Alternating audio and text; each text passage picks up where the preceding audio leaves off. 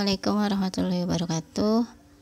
Alhamdulillah kita sudah sampai pertemuan 6 yang membahas tentang sequence diagram. Materinya akan ada 2, yaitu konsep dan studi kasus.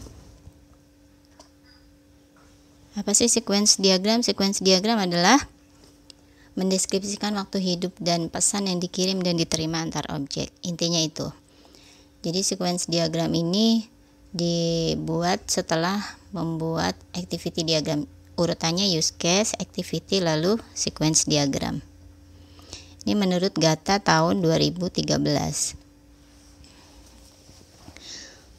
Sequence diagram juga menunjukkan interaksi dengan menampilkan setiap partisipan. Jadi ini ada partisipannya ya.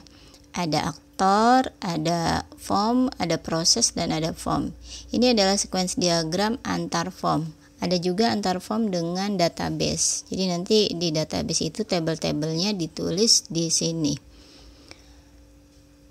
Awalnya itu yang ditulis adalah aktor. Aktor biasanya memasukkan kartu di input atau mungkin membuka kotak kartu lalu memproses dan menampilkan menu pin. Nah, ini adalah seperti decision, jika ia menampilkan, jika tidak mengeluarkan kartu.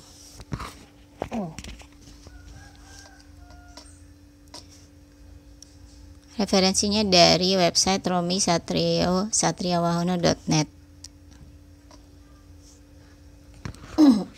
Simbol sequence diagram. Ada beberapa simbol. Ada boundary. Boundary ini adalah yang berbentuk form tadi, lalu control class ini tadi proses, dan entity class ini berbentuk tabel-tabel pada database. Ini menurut Gata tahun 2013. Jadi boundary ini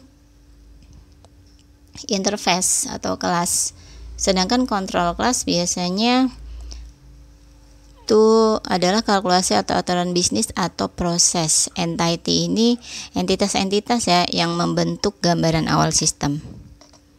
Lalu aktor ini dapat digunakan dengan nama orang, proses ataupun sistem lain yang berinteraksi dengan sistem informasi. Dan juga ada object message. Jadi nanti pesan-pesannya di atas tanda panah ini.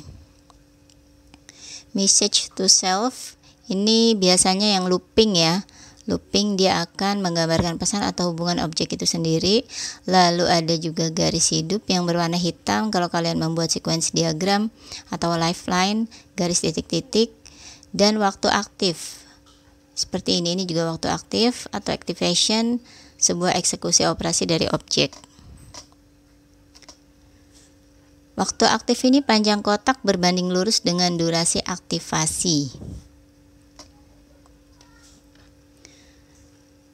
Nah, ini sequence diagram yang interaksinya antara form dengan tabel pada database. Di tengah-tengah selalu ada proses atau kontrol. Si user sebelah kiri selalu sebelah kiri ya, tidak sebelah kanan. Itu dia tambah, ini namanya fungsi, lalu di get kode barang. Jadi kalian membuat sequence ini melihat dari bentuk form. Jadi di dalam form itu nanti di atasnya ada kode barang, lalu ada bawahnya nama barang, harga, stok, ada juga tombol simpan, batal, keluar, edit, dan hapus.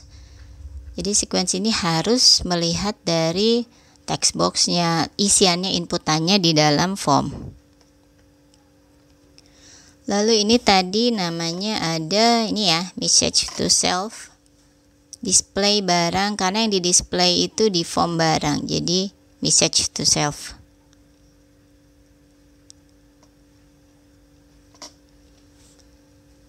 Lalu yang kedua, kalau tadi yang pertama ini adalah form barang, sequence ini dibentuk setiap form. Yang selanjutnya form akun, ada tambah, ada get, lalu di alt juga. Alt ini seperti decision tadi, jika ada beberapa pilihan, nomor akun lebih dari 0 maka tampil pesan nomor akun sudah ada. Else, get nama akun, dan get nama akun. Nah, itu tadi seperti decision ya kalau di active diagram, activity diagram. Tombolnya pun ada 5 karena ini masih form master. Nah, nanti latihannya akan saya berikan sequence diagram, saya berikan form, kalian membuat sequence diagram lalu dikumpulkan di Google Drive dan linknya diupload ke MyBase. Sekian dulu, semoga penjelasan saya hari ini dapat bermanfaat. Saya akhiri dulu. Assalamualaikum warahmatullahi wabarakatuh.